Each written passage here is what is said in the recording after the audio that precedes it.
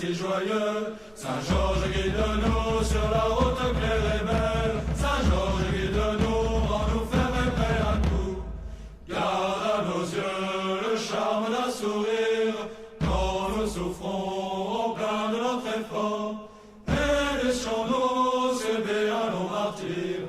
Tiens nos cœurs droits quand faibliront nos corps. Saint-Georges guide-nous sur la route claire et belle. Saint-Georges guide-nous, rends-nous fermes et prêts à tout. Ô grand vainqueur de ton séjour de gloire, assiste-nous quand ici nous luttons. Conduis nos pas aux routes de victoire. Jusqu'à la mort, s'il faut, nous te suivrons. Saint-Georges guide-nous sur la route claire et belle. Saint-Georges guide-nous, rends-nous fermes et prêts à tout. A todos que me escutam, bom dia. Inicia-se aqui o primeiro episódio da série Fogos Solares, no YouTube. Como é natural para um primeiro episódio, antes de tudo, de qualquer conversa, de qualquer iniciação de tópico, eu preciso dizer a vocês qual é a essência, o foco e o propósito de todas as séries desses episódios. O Hernani, quando chegou em mim há uns 3 meses atrás, disse que queria algo de teor prático, ou seja, ele sabia que eu gostava de falar sobre história, tradição, religião e outras coisas, tanto no meu canal no YouTube, tanto nas leituras de e-mails que fizemos juntos. Porém, teria que ser agora um tipo de conteúdo que vocês pudessem escutar e praticar no dia seguinte. Teria de ser algo um pouco mais informal, algo próximo de uma conversa. Eu pensei bem e gostei. Eu não teria que fazer grandes estruturações, eu só teria que ligar o microfone, conversar com vocês e dizer tudo o que eu sei, ou tudo o que eu quero dizer.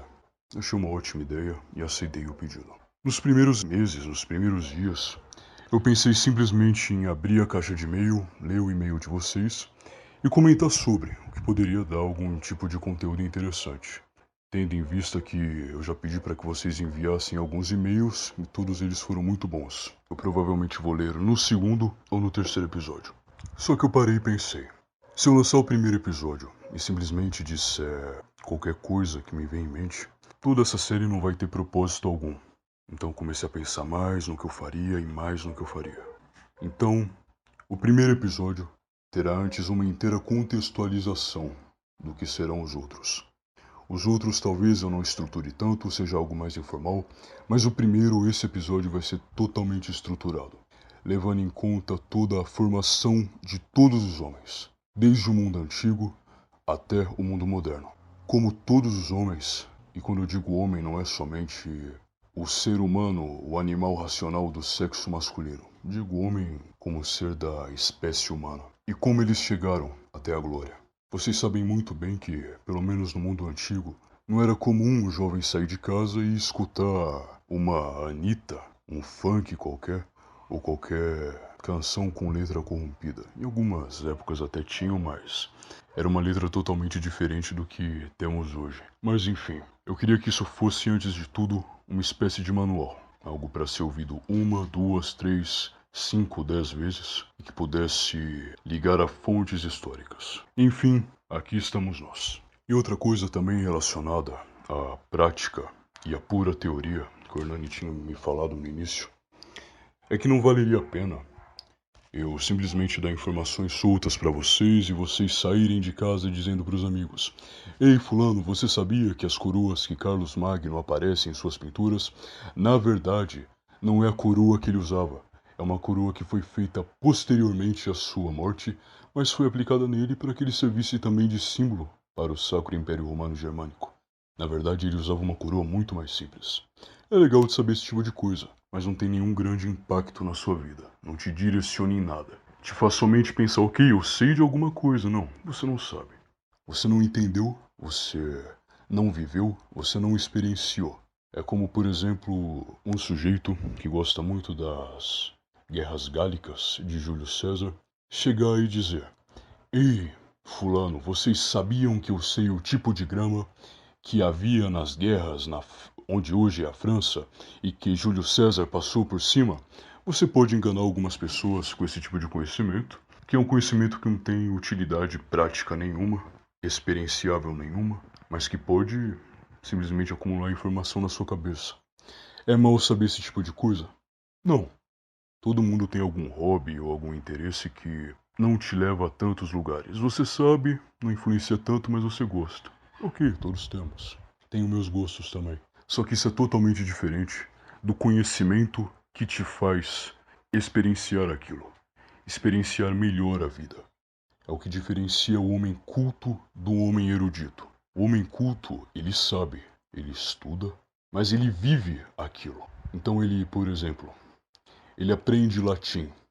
Você pode simplesmente aprender latim e ficar dizendo: ei, pessoas, eu sei latim. Até agora você é um erudito naquilo.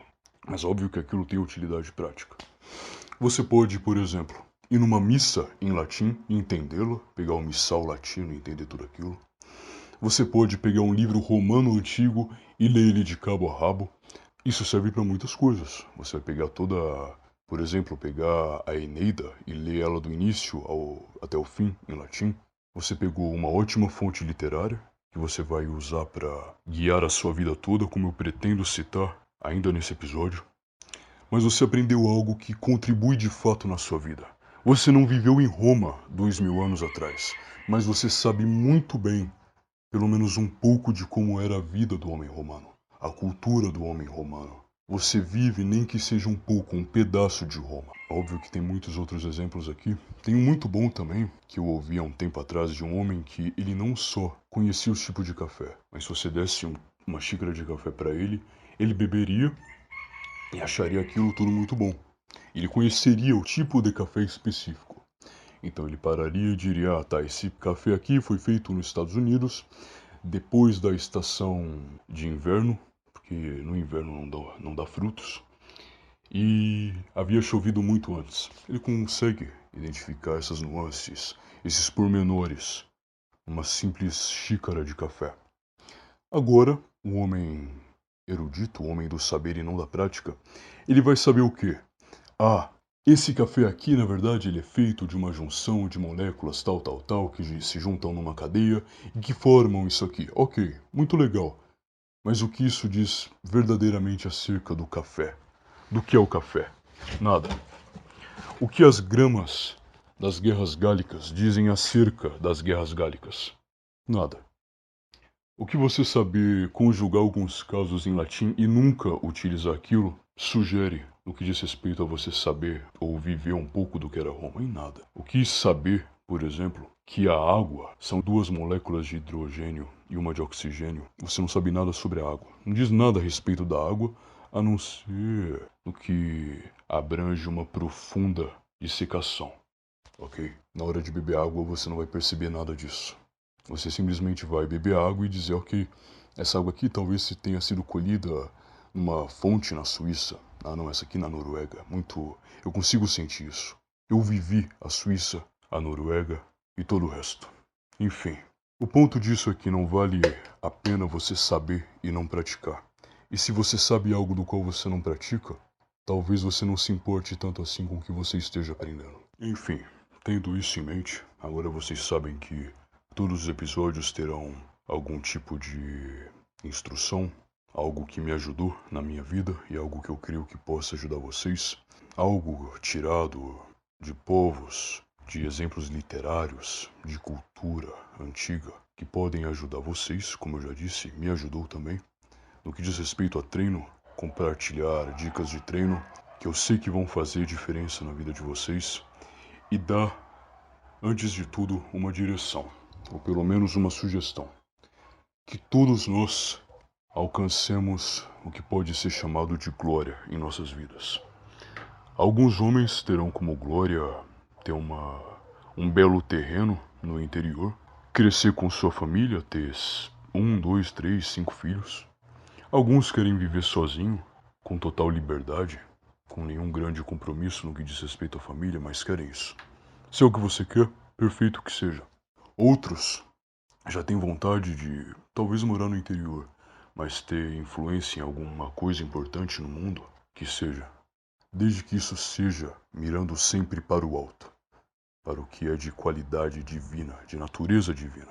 E é assim que começarei esse primeiro episódio. Algo que esqueci de citar é que durante esse programa eu pretendo ligar as figuras históricas, desde os mitos gregos antigos até, pelo menos, Napoleão, que já é uma figura considerada moderna, mas ligar Aquiles a Hércules e como Hércules inspira Aquiles e Aquiles ainda como um mito inspira Alexandre o Grande, que por si inspira Júlio César, que acaba por inspirar Napoleão e inspira homens modernos mais recentemente.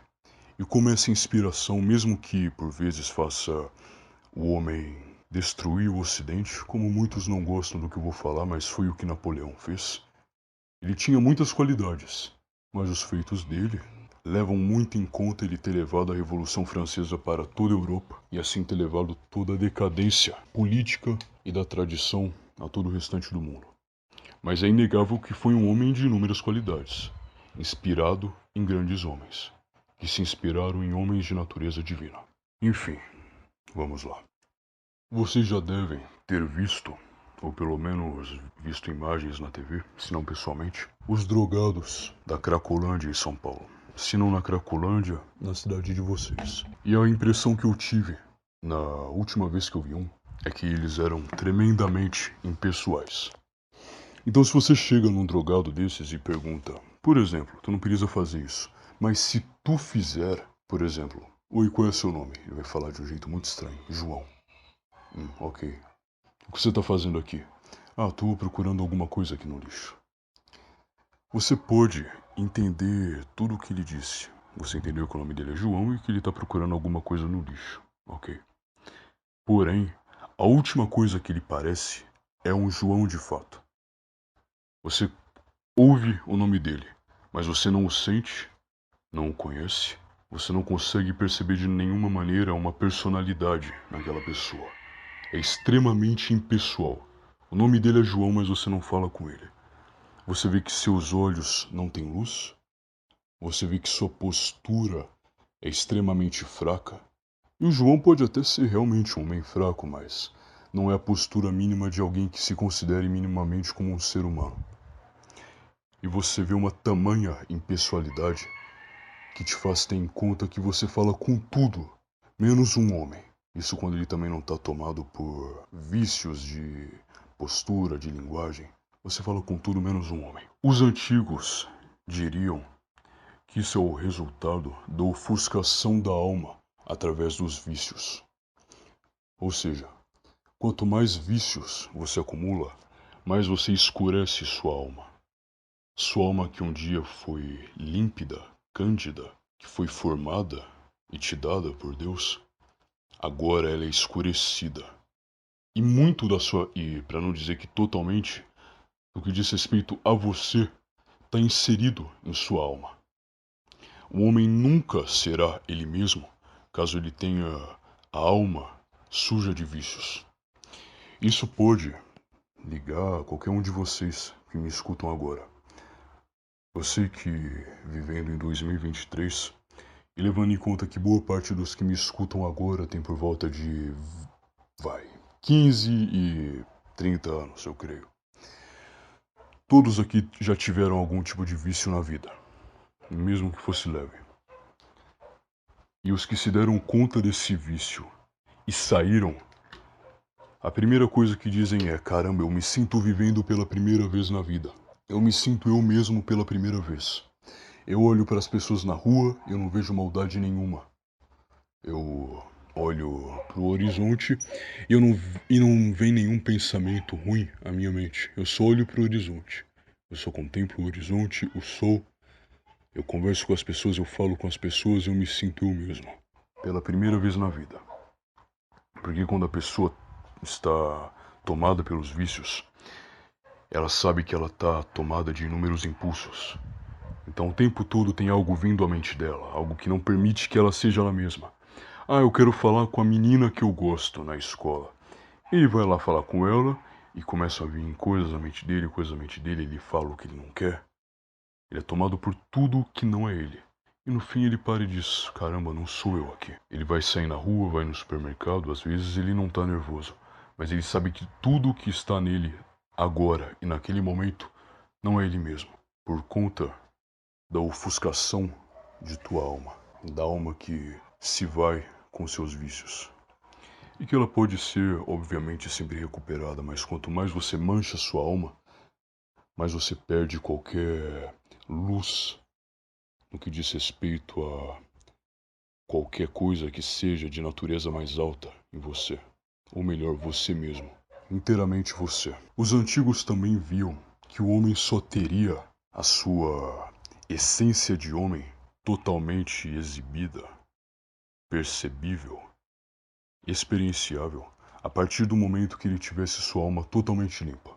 Ou seja, dando um exemplo contrário ao ser humano. Quando você olha para um animal, um cachorro, qual é a natureza do cachorro? Defender seu dono. Ok. Você vai olhar para o cachorro, você vai chegar perto de um cachorro de outra pessoa, perto de um portão, e o natural é que ele lata para você. Ele vai latir para você porque ele quer defender a casa dele. Essa é a essência do cachorro. O animal que defende o seu dono, a sua propriedade, a sua casa e está disposto a dar sua vida por isso. Porque todos os animais, como eles são seres irracionais, eles recebem, como posso dizer, de maneira passiva tudo isso que o homem precisa conquistar de maneira ativa. Ou seja, se o homem precisa limpar sua alma para estar limpa dos vícios e de tudo que é de mal, para ser verdadeiramente homem, porque homem só é homem quando é perfeito. O animal não precisa disso. O animal é animal o tempo todo. Então, como eu já disse, a natureza do homem é ser a imagem e semelhança de Deus. Porém, caso ele não seja um homem aperfeiçoado, ele não é a imagem e semelhança de nada. Ele é somente um potencial de homem. Ele poderia ter sido um belo homem, mas ele não se tornou aquilo. Ele se tornou um ser viciado. E muitos não fazem isso, né? Tu pode encontrar... Na verdade, se você é um homem perfeito, pelo menos na tradição católica, você é um santo. E se você se torna perfeito em vida, tu é um santo. Mas nem todo mundo, para dizer a verdade, hoje 99,5% das pessoas não farão isso. Então, eu não vou entrar a fundo nesse assunto, mas elas vão para o purgatório, vão purificar sua alma até poder entrar no céu, agora totalmente purificadas. Porém, você pode encontrar também coisas semelhantes em outras tradições, mas eu não vou entrar nisso agora. Agora, como eu já disse, um cachorro ele é inteiramente cachorro desde o início. O que o homem precisa ser de maneira ativa, o cachorro é de maneira passiva. O cachorro defende, ele ataca tudo que ataca seu dono. O que é a essência, por exemplo, de um leão, ou pelo menos o comportamento do leão? Ele se mantém sobranceiro, de postura ativa, imponente, e ele não vai te atacar caso você ataque ele. O leão não é igual a um tigre, por exemplo, que você não consegue juntar um tigre em bando. Tigre em bando, ele luta com outro. Tanto que antigamente o tigre era associado ao ferro, por conta que o ferro era um metal usado para fazer espadas e todas as armas de batalha. O tigre é um animal violento. Se você estiver na frente do tigre, ele não vai gostar de você e ele vai querer te matar. Se você olhar para o leão agora, ele consegue andar em bando. Ou seja, o leão ataca quando você ataca ele. O leão cuida quando precisa cuidar, ele anda em bando. O leão, ele é a síntese de todas as qualidades. É um animal belo, é um animal forte. Não é, por exemplo, só como o tigre, ele é muito violento. Aquela violência pode, como é uma violência perfeita, ele tem a sua beleza. Mas você vê tudo no leão. A beleza que tem, por exemplo, uma gata, um belo gato que você possa pensar, uma fêmea. Ele tem também às vezes a delicadeza de um flamingo, que é rosa, e anda em passos um tanto quanto delicados. Ele também tem inteligência e tem a imponência física. Mas ele é totalmente o que ele deve ser. E no que diz respeito também ao cachorro, lembrei agora, tem um mito grego do cachorro de Ícaro, que ele dá sua vida para salvar o dono. E os cachorros sempre foram vistos dessa maneira. Porque os antigos conhecem a qualidade dos animais e observaram isso. Ele é da maneira que deve ser. E por isso, um mau cachorro só é um mau cachorro quando ele é um cachorro covarde e não defende seu dono. Agora imagina um homem que não defende quem ele deve defender. Ele é simplesmente tão ruim quanto um mau cachorro, entendem? Você desce a um nível ainda pior do que de um animal. Você é um animal ruim, mas você era feito para ser um homem. E os antigos, tendo noção disso, sempre colocaram na cultura de seus filhos, de seus descendentes, o quão importante era você se inspirar em seres de natureza divina para saber onde seguir a sua vida, ou melhor, por onde segui-la, independente do que você quer. Como eu já disse, nem todos foram feitos para serem heróis de batalha. Alguns foram feitos para ser filósofos, outros homens para ser engenheiros, e todos eles são reconhecidos em suas áreas. Mas independente de onde você esteja, você deve focar em ser o melhor naquilo. E eles contavam histórias, desde pequeno, aos seus filhos. Então algo que os gregos faziam, por exemplo, era escurecer à noite e olhar para as estrelas. Então eles olhavam para uma estrela que, por exemplo, Antares. Antares era uma estrela de coloração vermelha que brilhava no céu. É a estrela que hoje faz parte da constelação de Escorpião, e sempre fez. E por que tem esse nome? E por que a constelação de Escorpião?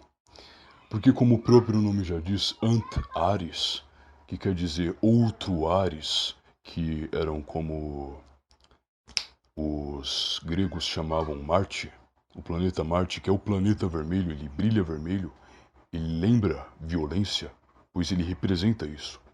É a essência de Marte, a batalha e a violência. Essa estrela, que eles sabiam muito bem que não era um planeta, brilhava da mesma cor, e eles deram esse nome, outro Ares, o outro Ares, o inimigo de Ares, que como era chamado Marte. E eles olhavam para essa estrela, viram a qualidade dela, o que ela passava aos seus olhos, e sabiam que aquela só poderia ser associado a um ser violento, que significasse a batalha e talvez a morte.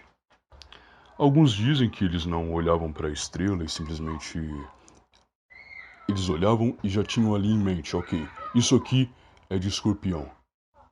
Algum Deus me revelou, e eles tiveram isso em mente o tempo todo, e outros disseram que eles simplesmente olhavam e davam uma qualidade. Até porque é muito difícil você dar nomes para todas as constelações. Mas as estrelas alfa são as principais, e é o caso da estrela de Escorpião. Tem um mito de Órion, que eu não quero me alongar agora, que quando os gregos iam contar para os seus filhos, eles olhavam e apontavam. Vê aquela estrela, que é uma estrela que tem um brilho forte, só que ela não é tão brilhante assim. É um brilho forte, porém não é cintilante. Deve ser associado então a um ser que é forte, mas não de natureza divina, que era Órion. E Órion, em seu mito, foi morto por esse escorpião. E logo em seguida eles apontavam para o escorpião no céu e falavam, vê aquela estrela, criança? Sim, aquela é o escorpião. E não era nem um pouco difícil de confundir, porque uma estrela vermelha, que brilha como Marte, só pode significar algo da mesma essência. E assim era muito mais fácil você contar uma história para as crianças. Você olhava para o céu. E como os antigos também já sabiam, todos os astros estavam ali por interferência divina. E só entravam para as estrelas os seres que, bons ou maus, merecessem estar na vida das crianças. E é de lá que foi tirada a inspiração de toda a glória. E é aqui que começa a glória de Hércules. Novamente, os antigos, quando queriam contar a história de Hércules, procuravam a estrela Ras Algetse, Alfa Hércules, que é a estrela alfa de Hércules, como eu já disse. Ela representa bem a testa de Hércules. Então, se você tem aquela ferramenta que serve para você ver estrelas, esqueci o nome e não vou me lembrar agora, procura em algum site da NASA a estrela Ras Algete. Você também pode ver olho nu. É só dar uma pesquisada que você consegue achar. E ela representa Hércules. Hércules era um semideus, filho de Zeus. E depois de toda uma história, o rei Euristeu foi coroado, só que Hércules não gostava dele. Então ele foi ao oráculo de Delfos e pediu que a sacerdotisa fizesse alguma previsão em relação ao futuro do rei e o dele.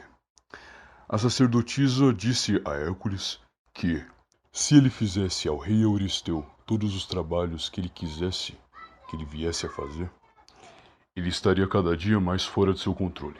Ou seja, Hércules, faça trabalhos para o rei que você não gosta. Então você estará livre um dia.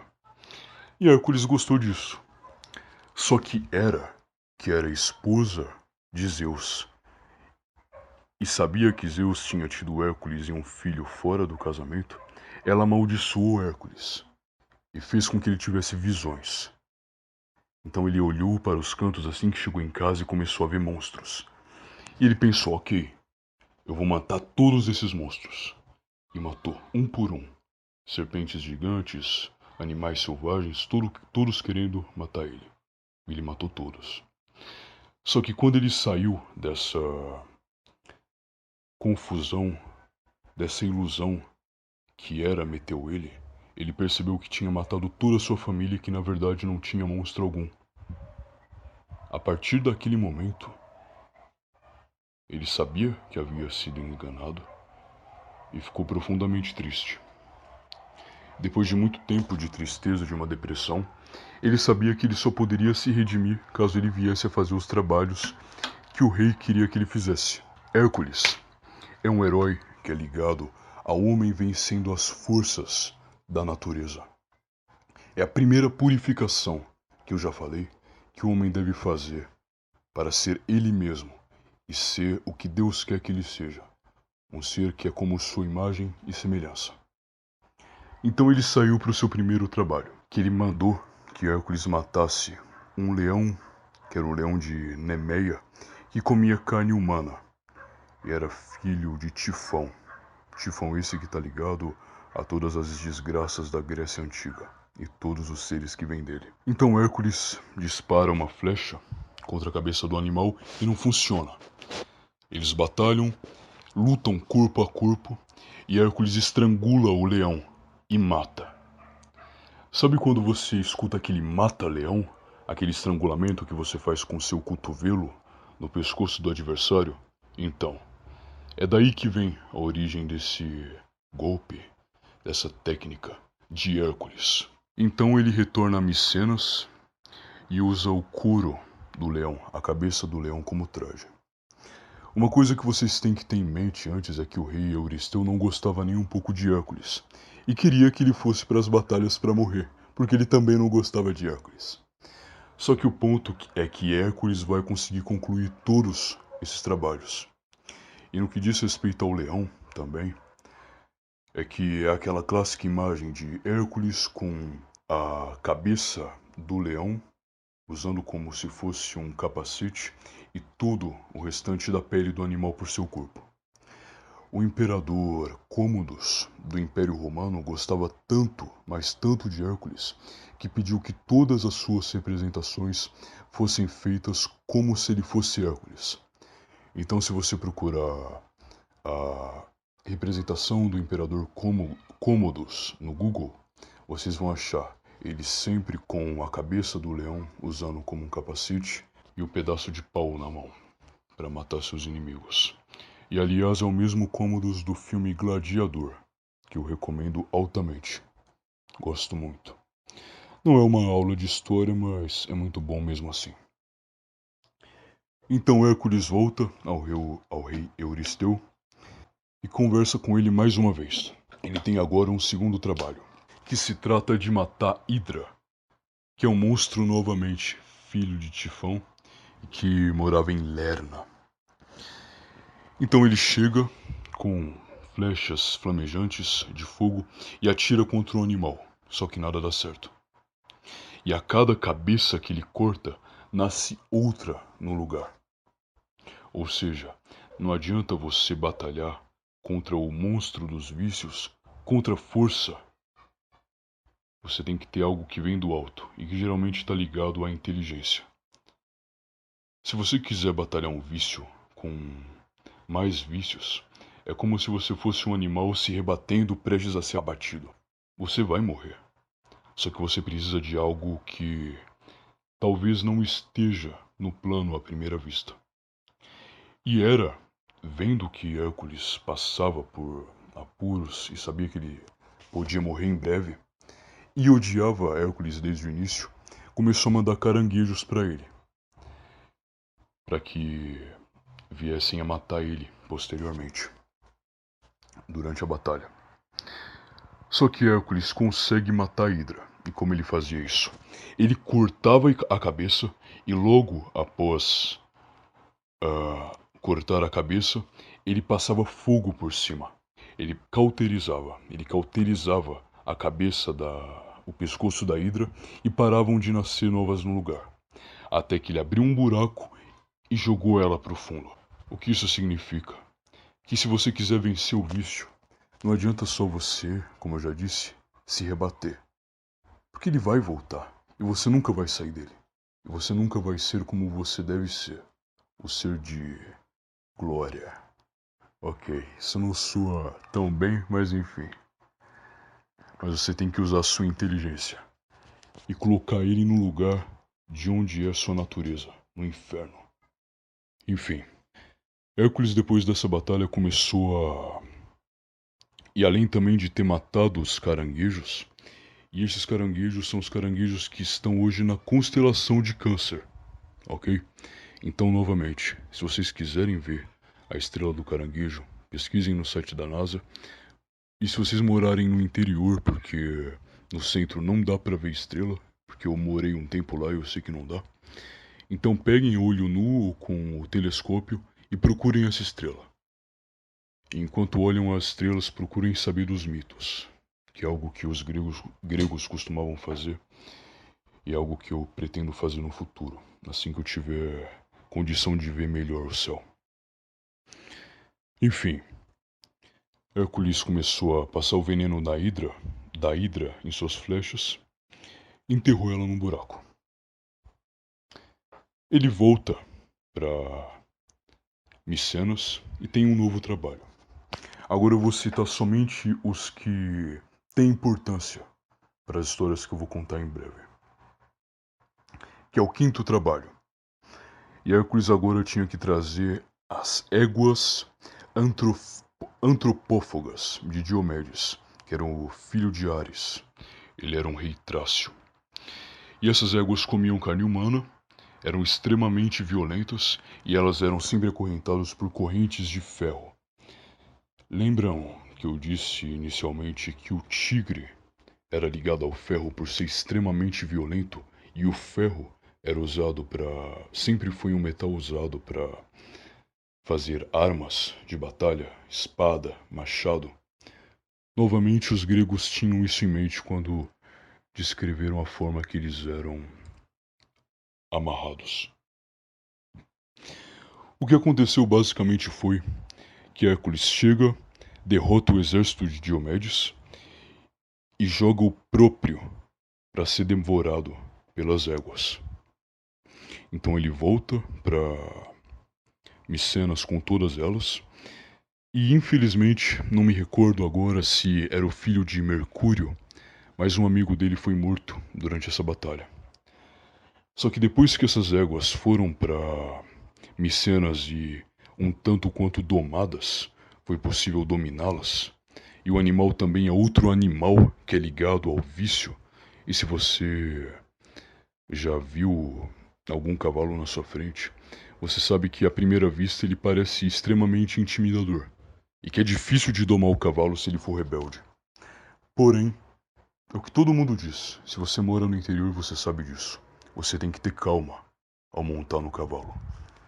Ter uma profunda calma e fazer com que ele sinta essa confiança em você. Se você tiver tenso, ansioso, o cavalo sente. Ele cavalga cada vez mais rápido. Ele sobe para te deixar cair. Mas quando você está confiante, ele se sente confiante junto. É daí que vem, por exemplo, tantos contos de cavaleiros que sobem em cavalos e matam seus inimigos, como São Jorge, que sobe num cavalo e mata o dragão.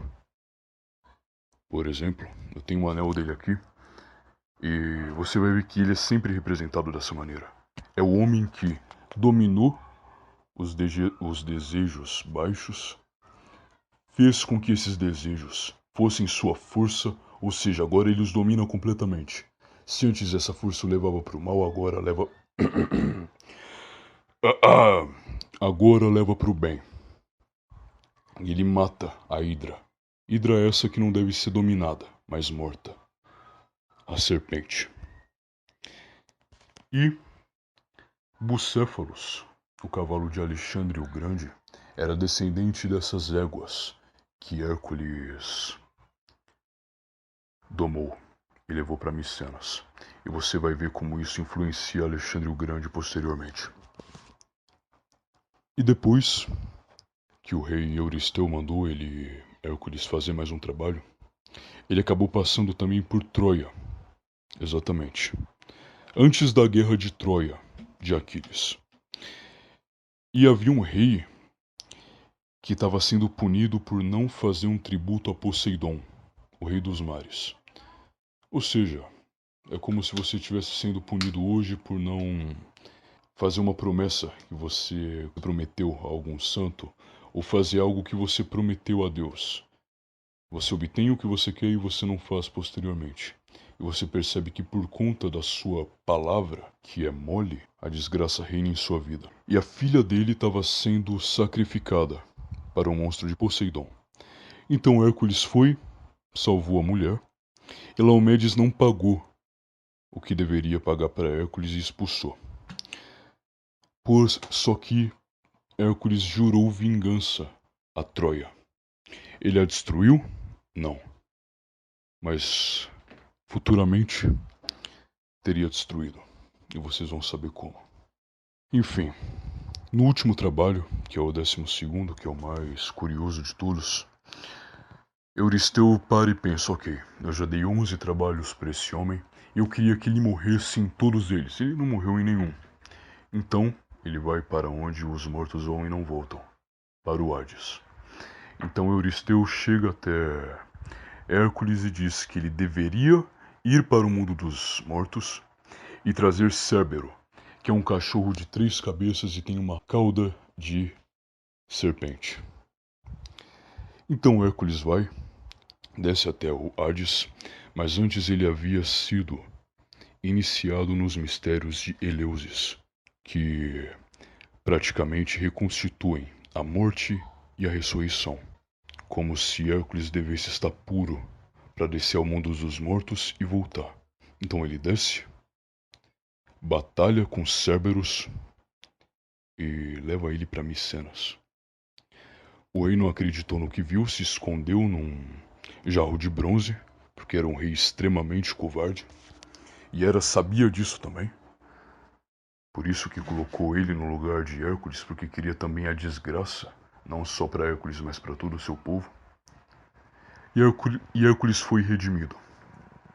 Esses 12 trabalhos, como eu já havia dito antes, simboliza o trabalho que o homem tem de fazer para ter sua alma livre e ser quem ele deve ser, a imagem e semelhança. Não é à toa que ele morre e ressuscita antes do 12º trabalho. É como se fosse a finalização daquilo tudo. E a partir desse momento ele sabe que ele vai até o Hades e vai voltar para o mundo seguro e habitável. Falemos agora de Aquiles, um dos meus heróis gregos favoritos e de muita gente. E uma coisa interessante acerca dos mitos gregos é que nem todos, ou para falar a verdade, muito poucos deles estão disponíveis em via escrita, mas somente em via oral, o que é o caso de Hércules. É por conta disso que os mitos variam tanto. Então, por exemplo, quando você pega algumas representações de Cerberus, algumas descrevem ele como um cachorro de 3 cabeças, isso é presente em praticamente todas, porém alguns têm a cauda de serpente no sentido de que é só a cauda da serpente, é só não tem uma cabeça ali. Em outras, a cauda tem uma cabeça. Então você não tem uma uniformidade tão grande nos contos. Agora, no que diz respeito a Aquiles por conta de Homero, conseguimos pegar a parte mais importante sem perda nenhuma. Tinha um poema de Hércules, uma epopeia, se eu não me engano, chamava Heracleia, porém foi perdida. No que diz respeito aos aos feitos de Aquiles, não é algo que eu pretendo focar aqui, mas agora em sua formação, que inspirou grandes homens, que pretendo contar em breve e eu sei que alguns já sabem quem é. Aquiles então era filho de Peleu, que ele era o rei dos Mirmidões, e fez parte dos Argonautas, que ajudou Jasão a conquistar o Velocino de Ouro, e ajudou também Hércules com as Amazonas, que foi um dos trabalhos que ele fez que eu não contei, mas como eu já disse, procurem os trabalhos e, se possível, tentem olhar as estrelas, como os antigos faziam. E um filho de Peleu com uma ninfa chamada Tétis. Então Quiron, que posteriormente vai educar Aquiles, diz para Peleu, ok, chega nela e agarra ela de surpresa, que ela não vai conseguir fugir. Então ele foi, agarrou ela, ela se transformou em diversas formas animais, mas ele não soltou de forma alguma. E como ela viu nele um homem forte e suficiente para ter um filho com ela o fez. Então nasce Aquiles. Durante a extrema infância de Aquiles, durante o tempo que ele era um bebê, Tétis chega na beira de um rio e mergulha ele. E eles já haviam tentado ter diversos filhos, mas agora tinham um novo. E ela chegava e mergulhava Aquiles no rio. Colocava e tirava. Só que Peleu olhou aquilo e achou aquilo sem condição alguma. Ele foi e mandou ela tirar o bebê do rio naquele exato momento. E parou o ritual. Só que esse ritual foi feito para que nenhum ser na natureza viesse a machucar ou matar Aquiles. Se Aquiles viesse a morrer, seria somente de velhice. Pois ela sabia por conta de um oráculo que ele era destinado a morrer numa batalha de Troia. O que é contado, por exemplo, no filme Troia, que a mãe de Aquiles chega nele e diz: meu filho, se você ficar aqui, você pode ter uma família e morrer velho. Mas se você for para Troia, a glória será sua, mas voltará sem vida. Enfim, já sabemos a escolha que ele fez. Por conta do ritual que não foi executado corretamente, ela deixou de molhar somente o seu calcanhar. E agora só o calcanhar de Aquiles que seria vulnerável a qualquer desgraça. O resto do corpo dele era totalmente invencível. Mesmo que ele se machucasse, ele nunca morreria. Enfim, Aquiles foi treinado por Quiron, seu professor, que alimentou ele com mel, para que ele fosse belo e doce, mas com vísceras de leão, para que ele pudesse se tornar também ágil e forte. No que diz respeito à agilidade, Homero descrevia muito Aquiles como Aquiles de rápidos pés, pois ele era conhecido como um guerreiro rápido, ágil e valente como um leão, e é o que Quiron tinha na cabeça dele quando alimentava Aquiles. Esse homem será rápido e valente. Então alimentarei ele do animal que tem essa mesma qualidade. E deu mel para que ele também soubesse ter a sua doçura, para que ele não fosse só um homem violento, ágil, mas que ele fosse também doce quando quisesse ser. E belo. Uma coisa interessante em relação ao seu professor é que Kiron era um centauro. E o centauro sempre foi ligado ao professor. Não é à toa que ele ensina aqueles. Lembram que eu tinha falado que o cavalo representa também os desejos baixos que devem ser domados? A força, que são os vícios, mas caso você os dome, eles se tornarão parte agora. Eles se tornarão submissos a ti e te obedecerão. E agora toda força que te destruía, agora te faz bem. E alimenta somente a sua vontade agora pura, isenta de nenhuma maldade. É por conta disso que Kiron é metade cavalo e metade homem. Ele é metade cavalo, pois ele tem esses desejos e essa força colocadas nele, na essência dele, só que metade é homem, para lembrar que ele deve sempre ascender. E por conta disso, ele dominou esses desejos e agora ele é um homem que ensina a desenvolver virtudes. Ele é um homem que ensina você a ter qualidades que Deus tem. Ele é um homem que passou pela maior dificuldade que poderia ter, tanto que isso é visível grandemente em seu corpo, porém agora ele te ensinará. Kiron ensinou para Aquiles a caçar, a montar em cavalos, ensinou para ele medicina, música e sempre o obrigou a manter as virtudes. Como você pode imaginar um homem que dava mel para uma criança, sabendo que aquele gosto doce o tornaria doce, mas também o mel não é puramente um alimento doce, ele é dourado também, é um alimento que nunca estraga. O mel sempre foi um alimento divino, que os antigos consideravam divino, o mel e o leite. E vocês podem encontrar isso em qualquer tradição. Por isso que quando você vê modernos hoje, não coma o mel porque é carboidrato, não coma o leite por conta disso e aquilo, eles não têm nenhuma noção de qual é a essência real desses alimentos, que foram capazes de transformar um homem que já tinha uma propensão à glória, agora a dominar tudo o que havia sobre ele e torná-lo mais glorioso ainda.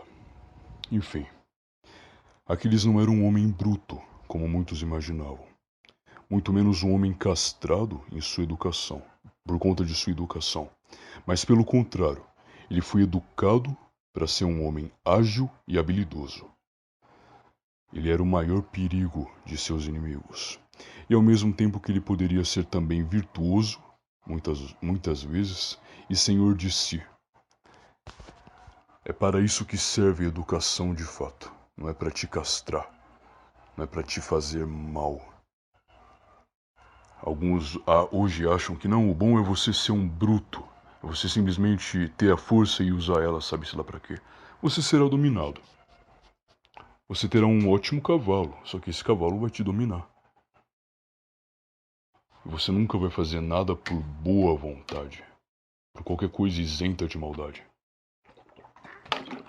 Porque você, diferente dos antigos, não teve ninguém para te ensinar qual é o verdadeiro propósito da educação.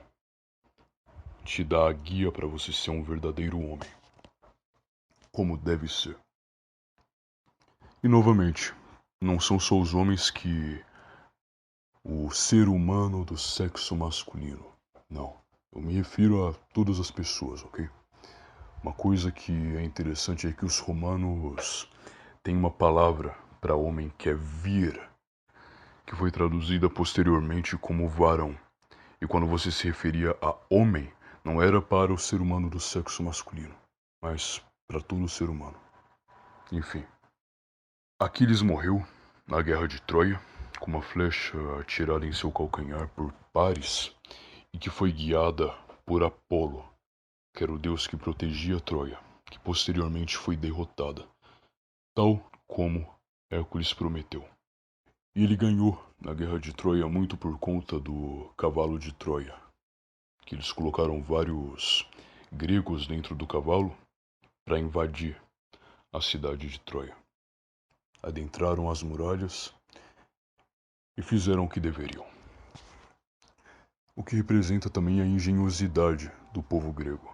Eles nunca se gabaram somente de somos fortes e inteligentes e filósofos, não. Todos heróis mostram algum tipo de sagacidade, no bom sentido, algum tipo de engenhosidade, uma inteligência, algo que te faz parecer que, ok, estou agora na desvantagem, mas por conta da minha imaginação eu vou conseguir superar isso, e você supera. Os gregos não eram só homens de carne, mas também de espírito. Agora, falamos do homem que, para mim, é um dos mais interessantes nesse programa, que é Alexandre o Grande, que foi nascido como príncipe da Macedônia no dia 21 de julho de 356 a.C. Ele era filho de Olímpia e de Felipe II, que por si era rei da Macedônia, por isso que ele nasce como príncipe. E ele se tornou ao longo da sua vida rei da Pérsia, Macedônia e faraó do Egito. E todos sabiam que ele tinha uma grande admiração pelos heróis gregos. Pelo que relata Aristóteles e outros historiadores, suas matérias favoritas eram história, música e táticas militares. E ele tinha uma grande apreciação por dois heróis, mas um em particular, um que era seu favorito: Hércules e Aquiles. Você pode simplesmente parar para pensar, ok, então era um garoto que era propenso a ter toda a melhor educação do mundo, digna de um príncipe que será rei. Porém, qual é o ponto que liga ele verdadeiramente a Hércules, a Aquiles? O que faz isso ser além de uma mera admiração? Aquiles era descendente de Hércules por parte de pai e era descendente de Aquiles por parte de mãe. Sim, ele era literalmente descendente desses homens. E o que dizem os historiadores da época em relação a isso é: Diodorus Sículos, que era um historiador grego, disse: a ancestralidade de Alexandre remontava a Hércules por parte de pai, enquanto por parte de mãe descendia de Eácides de Épiro, que era descendente de Aquiles. Enquanto Plutarco disse: quanto à família de Alexandre, está firmemente estabelecido que ele descendia de Hércules por parte de Carano, que era sua parte de pai, e de Éaco através de Neoptólemo por parte de mãe. Éaco esse que era filho de Zeus. Então ele tinha total noção que essa admiração não é somente um sonho de criança, mas ele sabia que descendia desses heróis. E é algo que é muito visto também na realeza de diversos povos. É muito comum determinada figura histórica descender de algum herói ou coisa do tipo. Enfim. Se Aquiles tocava lira, Alexandre também tocava. E foi numa viagem a Troia que Alexandre procurou uma lira do próprio Aquiles, na qual o herói grego usava para cantar os feitos dos grandes heróis gregos. Eu lembro que há um tempo atrás eu estava numa conversa ao vivo e eu disse para vocês que por muitas vezes vocês não podem ser exatamente a pessoa que vocês admiravam. Mas com certeza a admiração é o fator principal que vai te fazer chegar lá. Você tem que ter alguém para se espelhar, seja um herói, ou se você quer ser um filósofo, que seja um grande filósofo. Se você quer ser um grande fazendeiro, engenheiro, médico, seja o que for, sempre há um grande médico, um grande herói no qual você pode se inspirar. E foi o caso de Alexandre o Grande com Aquiles. Aquiles não tinha Quirón, é verdade, mas ele tinha Aristóteles, que também era muito bom. Porém, Aristóteles tinha muito em mente essa admiração do garoto em relação aos deuses, aos heróis gregos. E por conta disso, ensinava a ele tudo o que um verdadeiro Aquiles deveria aprender. Como eu já disse, música e lira ele tocava. Cantava as mesmas canções que Aquiles tocava e via em Aristóteles o seu Quirón. Se ele não podia, por exemplo, caçar com Quirón, então ele caçava nos cavalos de seu pai. E, como um descendente de Hércules, ele tinha Bucéfalos, que era, como já dissemos antes, um descendente dos cavalos que Hércules domou em um de seus trabalhos, do qual eu já disse anteriormente. Essa admiração, novamente, se estendia por todas as partes da vida do sujeito. E você pode não ter um Aristóteles ou um Quirón, mas você pode ler o próprio Aristóteles. Você pode não ter a lira de Aquiles e Alexandre o Grande também não teve por um bom tempo. Mas você pode aprender a tocar muito bem um instrumento e tocar o que você acha que anjos e santos gostariam que você ouvisse. Você pode não ser Alexandre o Grande, mas você tem toda a informação do mundo para aprender, como eu já disse, o latim e o grego, e não só falar sobre falar, mas experienciar, que é o que todos estes heróis fizeram até agora, e que farão ainda mais a partir de Alexandre o Grande. Enfim, se Aquiles derrotou Troia, Alexandre o Grande conquistou praticamente todo mundo conhecido, as luzes dos mitos e dos heróis, que eram presentes em seu sangue e mente. Enfim, temos agora Júlio César. Júlio César foi nascido em Roma no ano de 100 a.C. Ele era um patrício, ou seja, ele era um nobre, era um membro da aristocracia romana. Apesar de ser um nobre, um patrício, a sua família não tinha grande poder em Roma. Mas uma coisa ele tinha muito em mente. Júlio César era da família Iulia. O verdadeiro nome de Júlio César não é simplesmente Július César, mas Caius Július César. E Július remete, como eu já disse, da família Iulia, da qual eles tinham a crença que descendiam diretamente de Afrodite, equivalente a Vênus. E eles tinham essa crença porque eles sabiam que eram descendentes de Enéas, que fundou Roma. E sabendo disso, ele tinha em seu nome, o tempo todo, o nome de uma deusa, sabendo que deveria praticar durante toda a sua vida atos grandiosos. Então ele estudou gramática e retórica em Roma, chegou também a ser alto sacerdote em Júpiter, e por conta de problemas que ele teve com um dos ditadores de Roma, o qual me foge o nome agora, não vou conseguir lembrar, mas enfim. Ele teve que sair de Roma por conta disso, e fugiu durante anos desse ditador.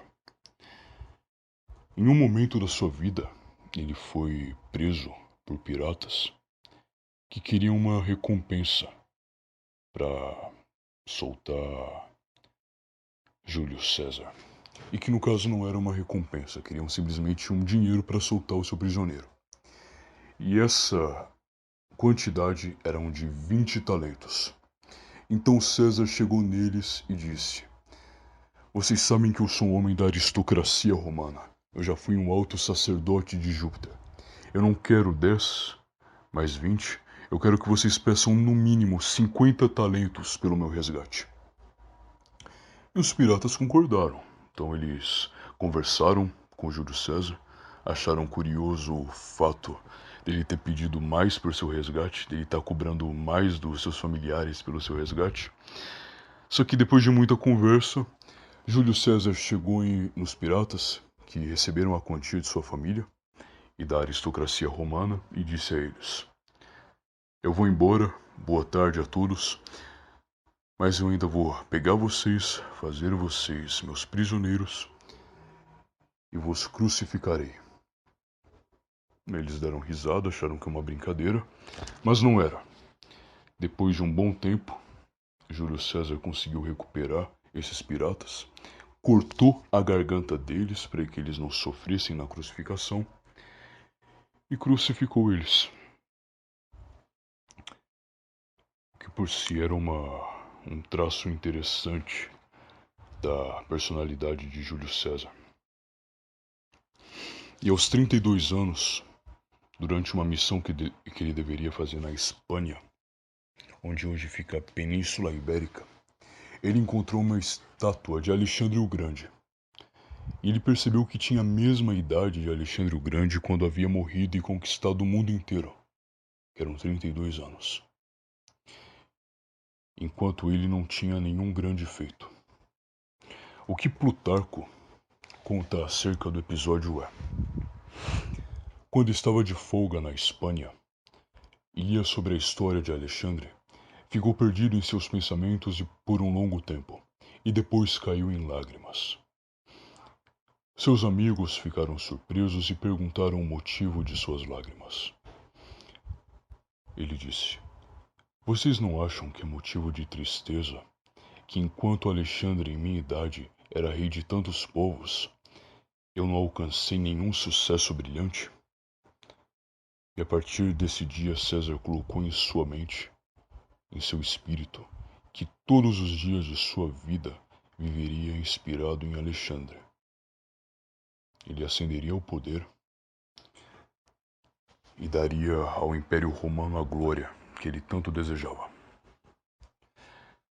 Ele fez posteriormente uma aliança com Crasso, que era um homem romano rico da época, e com Pompeu, que era inimigo de Crasso, porém ele aceitou que eles fizessem uma aliança e juntassem esse poder em Roma. Durante todo o tempo em que César, Pompeu e Crasso mandaram em Roma, eles dominaram tudo que havia por lá. Qualquer oponente de Estado, qualquer homem que era contrário a eles, acabava morrendo ou simplesmente sendo tirado de seu cargo.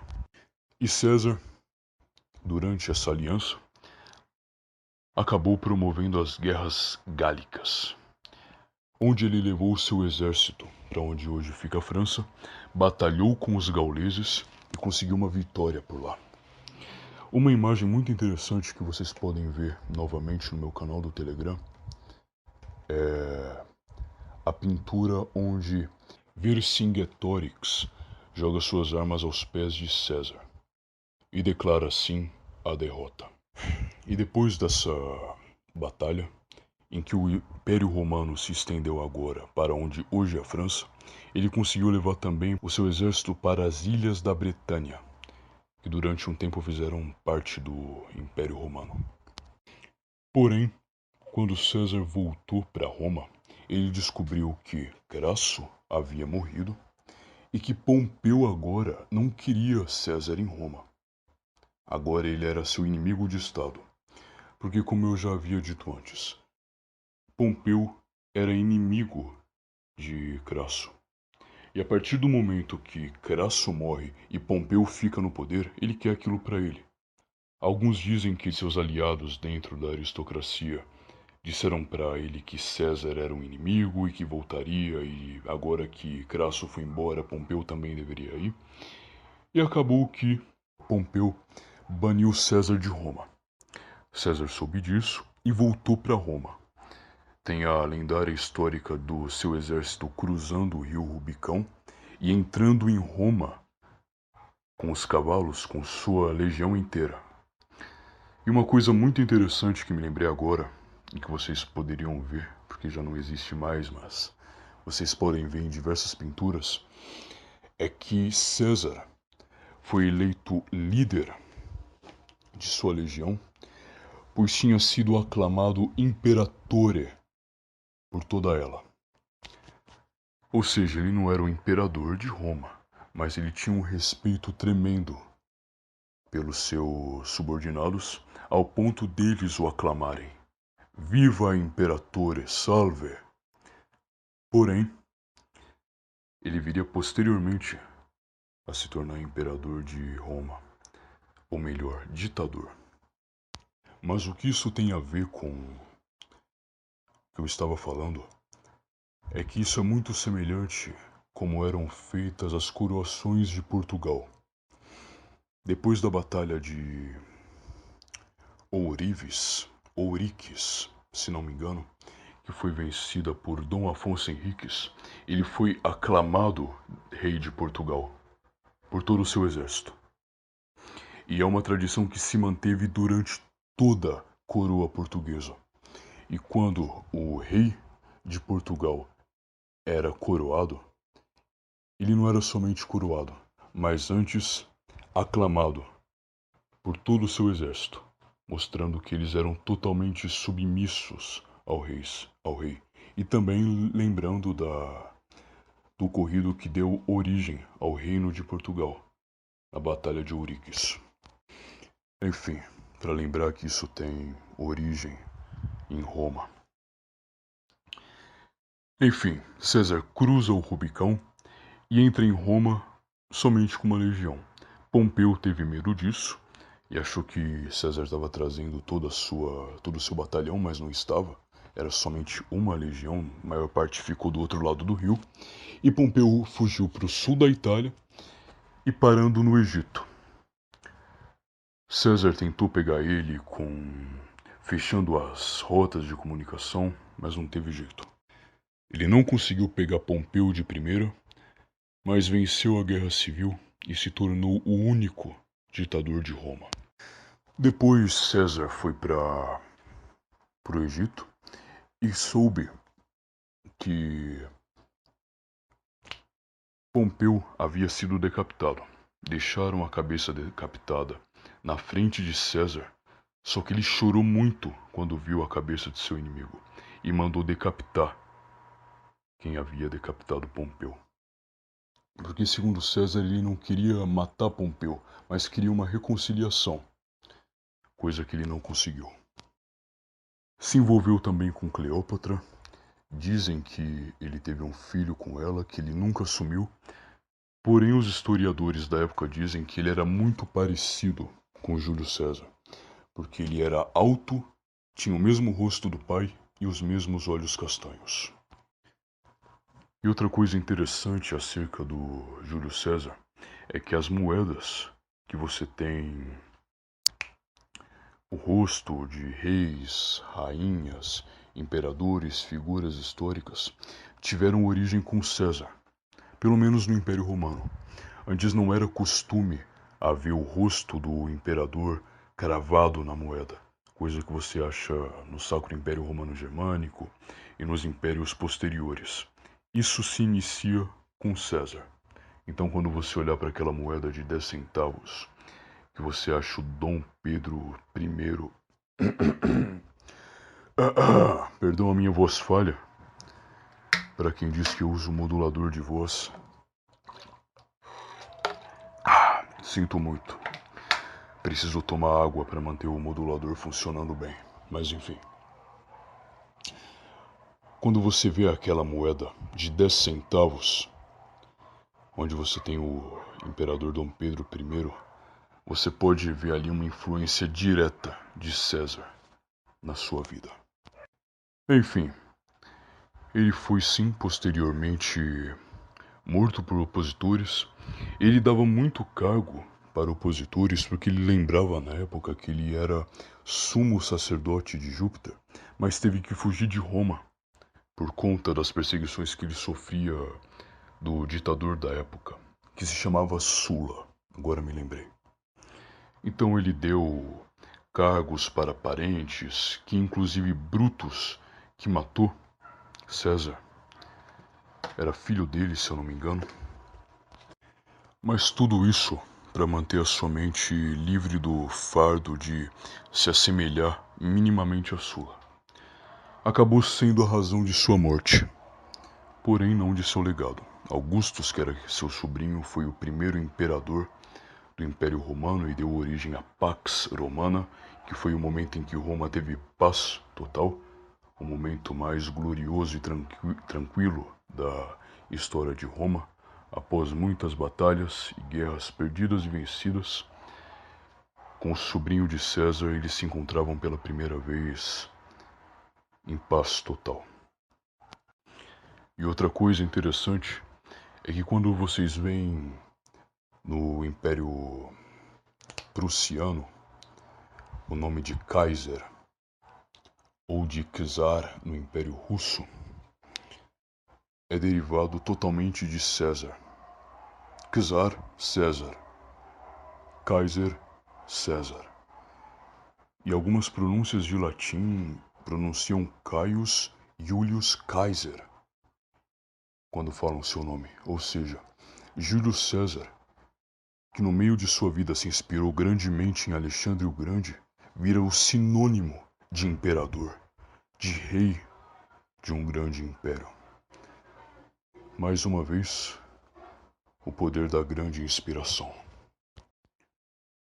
Muito bem, agora, depois de uma hora falando de grandes figuras históricas, falaremos de Napoleão, que é uma figura que, apesar de ter levado a Revolução Francesa pelo resto do mundo, ele tinha invejáveis habilidades. E disse ele, no fim da sua vida, que de certa maneira se redimiu. Ou melhor, se redimiu é uma palavra muito pesada. Não foi como Hércules, mas se arrependeu do que havia feito. Napoleão nasceu na Córcega, na França, que durante um bom tempo foi de onde hoje é a Itália. Ou melhor, do domínio de onde hoje é a Itália. E apesar de seu nascimento, ele descendia de italianos, cujo pai trabalhava diretamente na corte do rei francês, Luís XVI, que foi posteriormente guilhotinado na Revolução Francesa. Ou seja, por muitas vezes ele dizia que, mesmo tendo nascido na Córcega, ele se considerava muito mais italiano.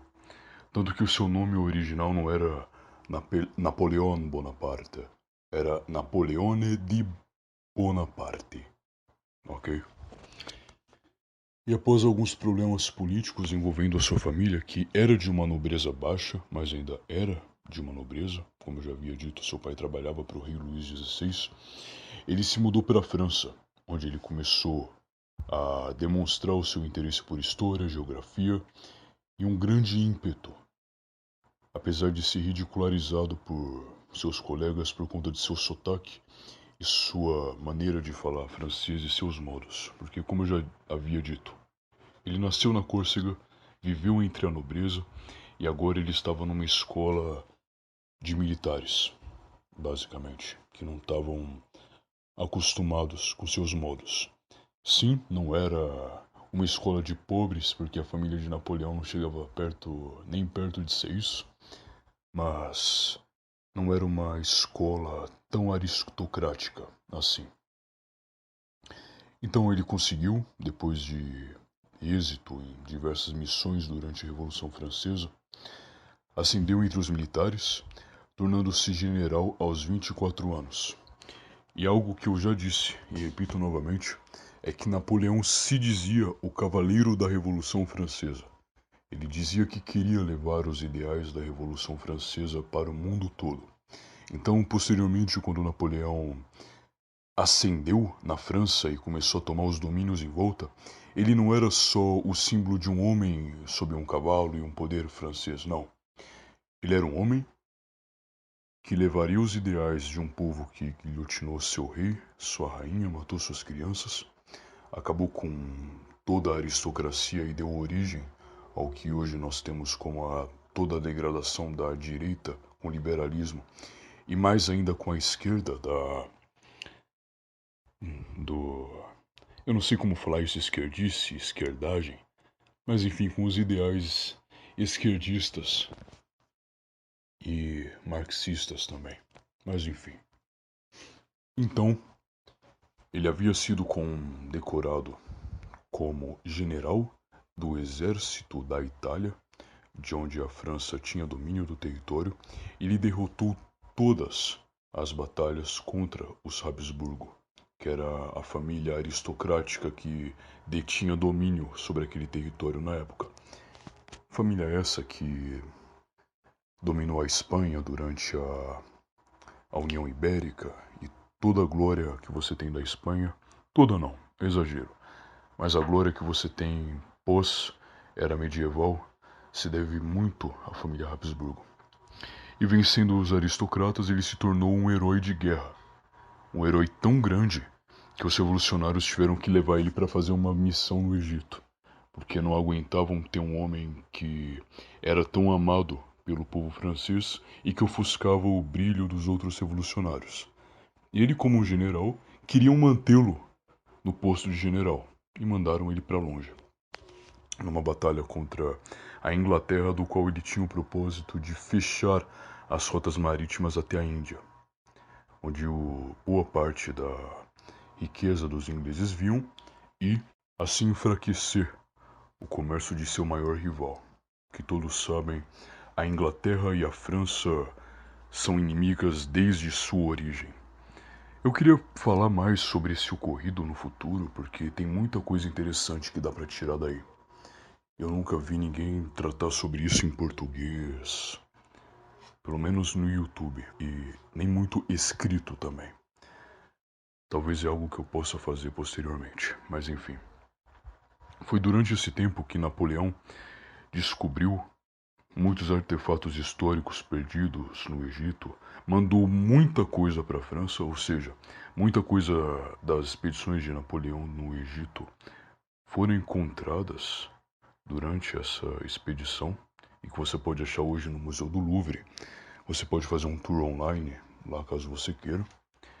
Enfim, Napoleão se tornou o homem que levou a França até o Egito, com êxito em muitas batalhas.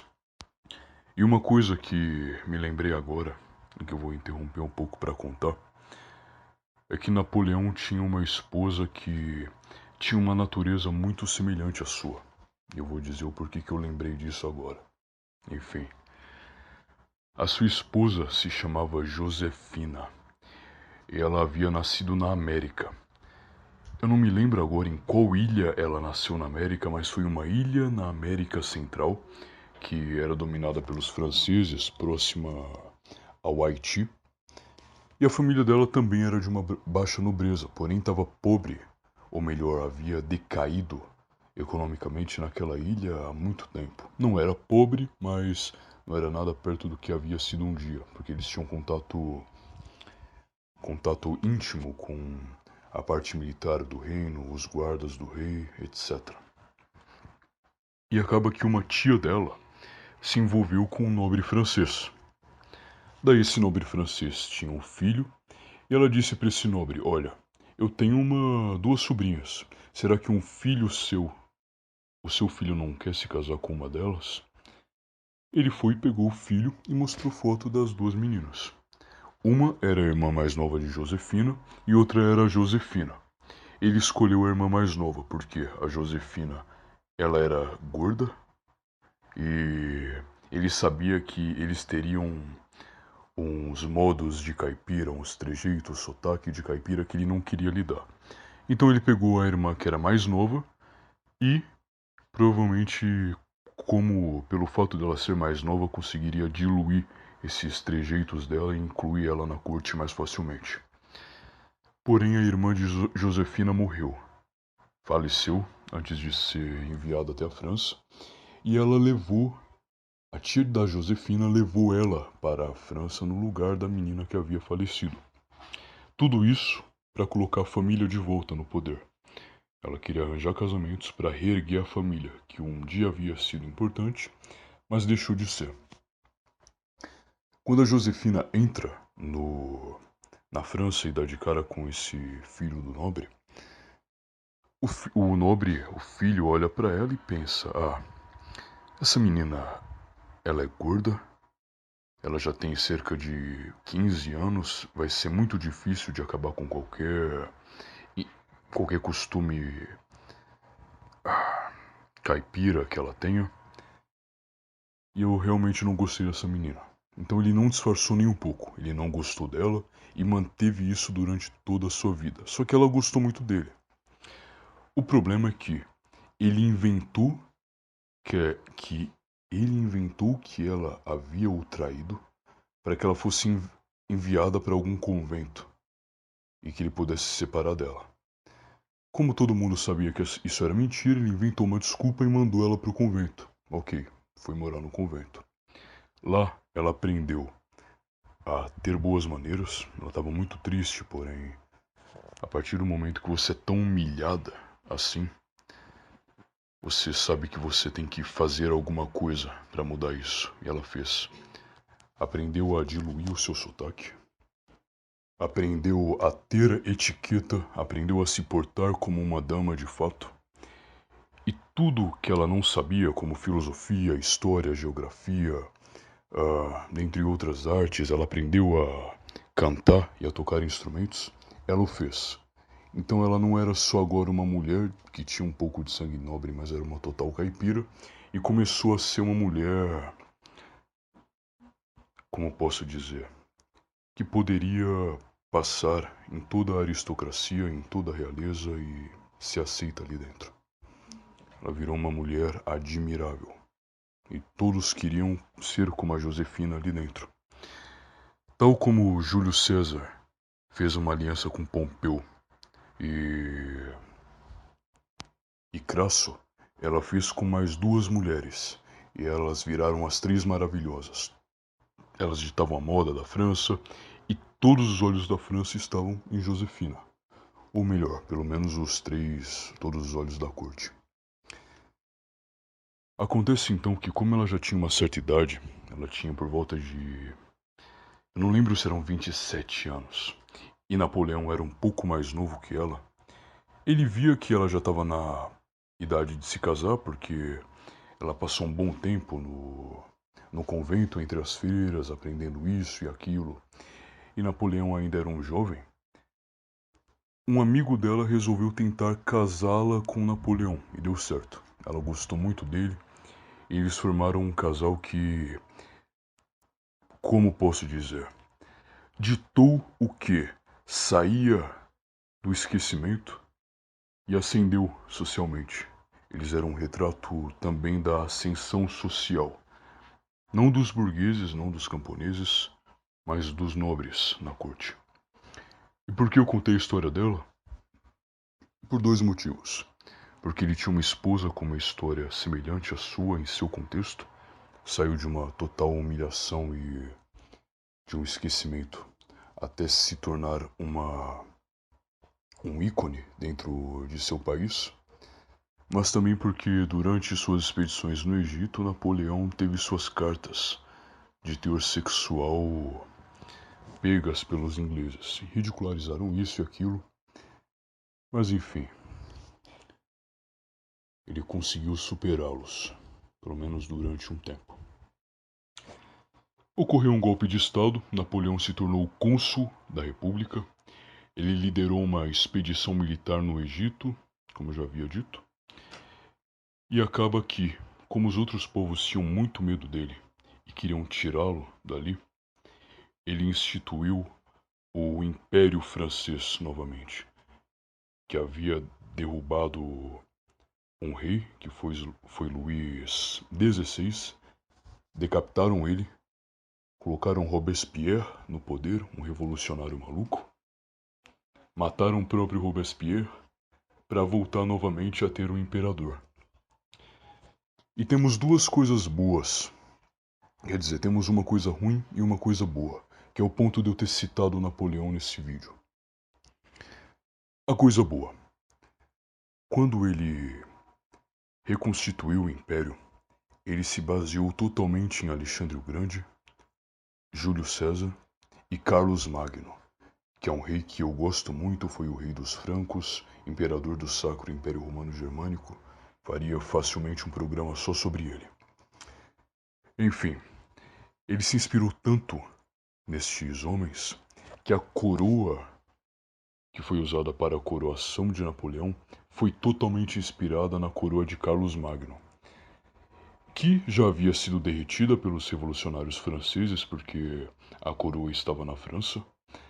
Porém, Napoleão tinha uma ideia de como essa coroa deveria ser. Falou com seus ourives, que eram os homens que fabricavam as joias da realeza, as coroas, etc., as joias de Estado, e eles fizeram uma coroa idêntica, ou pelo menos até onde eles podiam reconstituir, de Carlos Magno. Ou seja, era uma coroa com o rosto de Augustus, com o rosto também de Jesus em uma parte. E vocês podem achar ela caso procurem no Google. Podem procurar algo como Napoleon's Coronation Crown, que vocês vão achar. Enfim, em toda a estética, Napoleão tentou resumir a glória do que tinha sido o Império da França. Ele colocou todas as suas vontades na Revolução.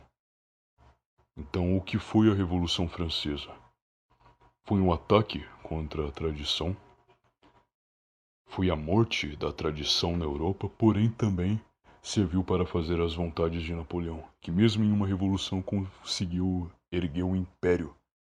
Colocaram uma coroa na cabeça de um homem em um momento da história em que queriam matar todos os reis. Ele impôs sua vontade contra os revolucionários. Apesar de ele ser em muitos aspectos um revolucionário. Isso aí é inegável. E a parte ruim, que pode se tornar um símbolo por conta do ocorrido, em que era muito comum, antes da Revolução Francesa, e sempre foi assim na verdade, que a coroação de todos os reis tivessem o Papa ali. Então, se vocês procurarem a coroação de Carlos Magno, podem pesquisar isso no Google que vocês vão achar inúmeras pinturas sobre o caso. É sempre uma foto do Papa Leão X ou XIII, admito que não me vem à mente agora, mas era o Papa Leão coroando Carlos Magno. E ele de joelhos sobre o Papa, recebendo sua coroa. E que sempre era dito que o sacerdote deveria coroar o rei. Eu não vou entrar na hierarquia dos dois, e alguns sabem muito bem o porquê disso, mas creio que todos concordam que todos os escritores, desde os tradicionalistas até os historiadores que têm em sua vontade de manter a tradição, que o sacerdote deveria coroar o rei. E durante toda a história medieval foi feita dessa maneira. Porém, Napoleão tirou a coroa do Papa de suas mãos, exibiu a coroa para todos que assistiam à coroação e o próprio Napoleão colocou a coroa na sua cabeça. Ele tinha duas coroas, uma réplica de Carlos Magno e uma réplica dos louros que Júlio César usava, que Augustus também usou. Ele não queria somente ser o Carlos Magno, mas ele queria também ser Júlio César e Augustus. E por conta disso, ele mostrou para o mundo que o homem não tinha mais um contato com o sagrado. Não era mais Deus que colocava o rei no poder, mas o homem que decidia seus líderes, mesmo que eles parecessem um rei, mesmo que isso alimentasse suas fantasias. Deus não mandava mais nos estados, ou os estados não queriam mais obedecer a Deus, ou qualquer tradição que houvesse. Depois, como muitos sabem, Napoleão perdeu muitas batalhas, foi deportado para uma ilha, voltou para França. Teve aquele ocorrido em que ele chegou na frente de todos os militares e disse: "Se vocês querem que eu vá embora, atirem em seu imperador." Nenhum soldado atirou. Napoleão era extremamente amado na Europa, ou melhor, na França. O restante da Europa odiava ele. Exemplo da Inglaterra, Portugal, Espanha, em que ele colocou vários filhos dele vários parentes, irmãos, como reis desses lugares, mas todos tiraram o mais rápido que puderam. Novamente, é muito interessante a história de Napoleão. Talvez eu faça um episódio só contando sobre a história dele. E no fim, ele foi deportado mais uma vez, foi exilado para uma ilha e lá ele faleceu. Tem uma história muito interessante que ele dava mechas de fio de cabelo para pessoas que ele gostava muito. E tinha uma menininha da ilha que gostava muito do Napoleão e ele muito dela. Então ele pegava a mecha de cabelo e dava para a criança. Então anos depois, essa criança manteve o cabelo consigo, soube da importância de Napoleão e ela guardou consigo a mecha de cabelo. Eu creio que hoje a peça está no museu. Eu admito que eu não sei como vocês podem achar isso no Google. Mas se vocês gostarem de saber mais sobre, vão no Telegram do Fogo Solares, @FogoSolares. Entrem no canal e depois no grupo que a gente pode procurar tudo por ali. Isso se eu já não tiver achado logo após a gravação. Enfim, Napoleão morre numa ilha exilado. Mas antes da morte dele, ele diz: "Eu conheci muitos homens e sei que Jesus não era um deles." Como eu já disse, eu contei essa história porque, mesmo na degradação, o homem procura os seres de origem divina e que foram inspirados por outros seres de origem divina para conseguir a glória. Mesmo que ele queira degradar, ou que não tenha muita noção disso, ele olhou para os grandiosos e se inspirou neles para fazer toda a sua glória. A inspiração divina estará sempre entre nós, e quando isso acaba, ou pelo menos quando os homens param de olhar para o que é de origem divina, os jovens de hoje, por exemplo, se inspiram nos piores seres humanos que podem se inspirar na escória da sociedade. Quando você pega, por exemplo, um jovem que a maior glória dele pode ser como um atirador de escola, porque aquilo que é um herói. Ah, o herói dele, na verdade, é Che Guevara. O herói dele é o homem que entrou num shopping e atirou contra todos. Ah, não é isso o herói? Ele não matou todos os capitalistas? Entende? Quando o homem vê com a falta da presença da virtude heróica, do homem que vem do alto e mostra toda a sua glória para o mundo, impõe ao mundo sua vontade, na falta disso você se inspira nos seres humanos mais débeis que houveram na história. E é por isso, meus caros ouvintes do Fogo Solares, ou melhor, do programa Solares no Telegram, que fiz este episódio. Porque de nada adiantaria fazer qualquer coisa que fosse caso não houvesse inspiração nos maiores homens da história e nos homens que tiraram toda a sua inspiração do que é de origem divina. E como eu já disse também, nem todos precisam ser os heróis. Mas caso você queira ser um filósofo, sempre há Sócrates, Platão, Aristóteles, Santo Agostinho, o São Tomás de Aquino, para te ensinar melhor da filosofia, e todos eles com o pensamento de origem divina. Em todo o trabalho que você imaginar, todos, por exemplo, na era medieval, eram dedicados somente a Deus. E as ordens de ofício eram sempre feitas com esse foco. Por isso que é muito comum que você veja produções antigas de, por exemplo, artesanato, móveis, que não tinham o nome de quem o fez, como você tem hoje. Ah, esse móvel foi feito pelo fulano de tal. Não. Era um móvel que era dedicado a São Miguel. Exemplo. É nessa época que surgem os santos padroeiros, porque cada profissão deveria ser dedicada a um santo, e toda profissão era feita para chegar até Deus, e todo herói fazia o seu trabalho para chegar até Deus, seja para se redimir, como foi com Hércules, seja para cumprir sua vocação, mesmo sabendo que vai morrer e dar sua vida por isso, como Aquiles, seja como um homem que tem em seu sangue o gosto pela glória, e não deixará que nada tire isso de suas mãos, como foi Alexandre o Grande, nem que o mundo tente o parar, nem que seja como Júlio César, que mesmo numa família não tão rica, impôs ao Império Romano sua vontade, que mesmo que ele tenha feito grandes feitos e tenha sido assassinado por traidores, a glória continuou com seu sobrinho Augustus. E mesmo que você queira ser um revolucionário, mas mirando na glória, você pode conseguir certos feitos. E alguns feitos podem te gerar arrependimento.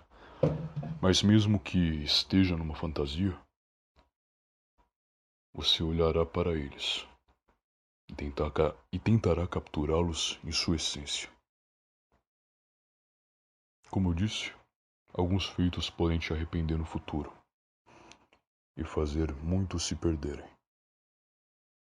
Mas vão lembrar nem que seja minimamente a glória dos antigos. E é por isso, caríssimos jovens, que não devem olhar nos seres humanos mais pífios, os mais débeis, fracos, desvirtuados, viciados para buscar inspiração, mas sim nos de origem divina. A todos que agora me escutam, uma belíssima noite. Nos vemos no próximo episódio. E agora a leitura que é feita todo final de programa, que será a Fábula de Êxopo, datada de mais ou menos 500 anos antes de Cristo. Uma coisa que é interessante acerca das fábulas é que Sócrates, quando sabia que seria condenado, a primeira coisa que ele fez foi pegar um papel ou uma pena e escrever fábulas. Pois as fábulas, por mais simples que sejam, eram usadas para determinar valores, para mostrar valores aos mais novos, às crianças, aos jovens, mas também aos adultos. E se os adultos soubessem captar esses valores e colocá-los em animais, eles transmitiriam uma sabedoria tradicional tamanha, e foi o que Sócrates fez. Então, neste caso da Fábula de Êxopo, que como diz o nome foi escrita por Êxopo 500 anos antes de Cristo, com certeza influenciou Alexandre o Grande, Júlio César, e algumas fábulas têm até algum teor que você poderia imaginar que seria usado em uma tática militar, como a fábula dos cães e dos lobos, ou da galinha, cães e lobos, que eu pretendo contar em outro podcast. Enfim, indo para o assunto. Era uma vez um escorpião que queria atravessar a outra margem do rio. Pediu ao sapo que o levasse até lá. O sapo, muito desconfiado, disse: "Se eu te levar até lá, corro o risco de ser picado por ti, escorpião." O escorpião, com muita lábia, disse ao sapo: "Não temas, amigo sapo. Se eu te picar, nós dois morreremos afogados. Por isso podes confiar em mim." O sapo pensou e viu que até tinha uma certa lógica. Então resolveu ajudar o bicho. Porém, no meio da travessia, o escorpião picou o sapo, que, agonizante e sem acreditar, virou-se e disse: "Escorpião, tu me prometeste que não me picaria. Agora ambos vamos morrer afogados. O escorpião, com olhos incandescentes, ainda teve tempo de dizer: Desculpa, sapo, mas esta é a minha natureza. Isso me lembra de alguns dias atrás que tem um cachorro novo aqui em casa que se chama Nina, no caso uma cadela, e ela latia para qualquer um que passasse na frente de casa. Ou seja, se passasse uma criança, ela latia. Se passasse um cachorro, ela latia ainda mais. Se passasse um adulto e ficasse parado, eles latiriam por horas e horas, já que tem 3 cachorros aqui agora. E eu lembro que eu sentei na varanda para ler. Ou melhor, não é varanda, né? Mas no quintal. Enquanto eu lia, silêncio absoluto, a cachorra começou a latir. E ela latia, latia, latia, latia, até que eu bati no meu joelho e gritei: Nina, que é o nome da cadela. Silêncio. Só que ela não mantinha o silêncio. Ela começava a se contorcer, como se ela quisesse latir, mas não pudesse. E ela latia mesmo assim, como se fosse um soluço, uma coisa involuntária.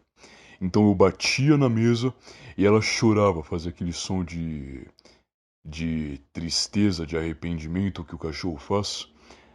Só que continuava latindo, como se fosse um soluço, como se ela não conseguisse controlar aquilo. Até que eu parei e entendi, se eu continuar batendo, ela só vai sofrer mais.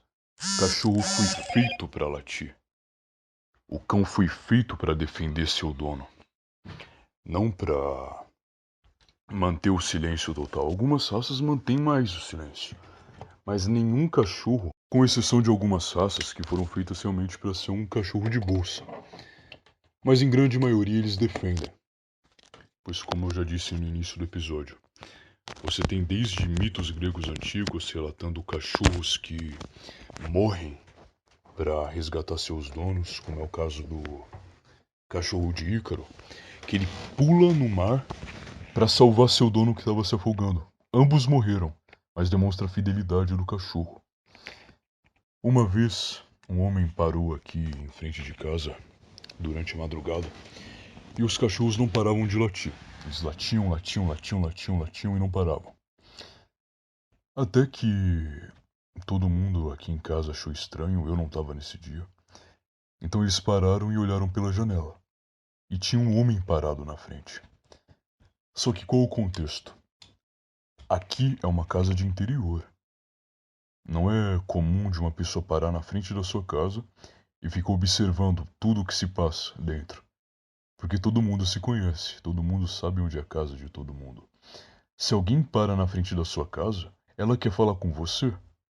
Só que olharam para o homem e ninguém sabia quem era. E os cachorros não pararam de latir. Eles latiram, latiram, latiram por 1 hora. E não pararam até o homem sair. Eu não sei se chamaram a polícia pro dia, porém, pelo fato de ser um homem estranho, isso assustou quem estava aqui em casa. Mas o ponto principal é que o cachorro defenderia a família, independente do que acontecesse. Pois o cachorro defende, tal como o escorpião pica o sapo, o cachorro defende.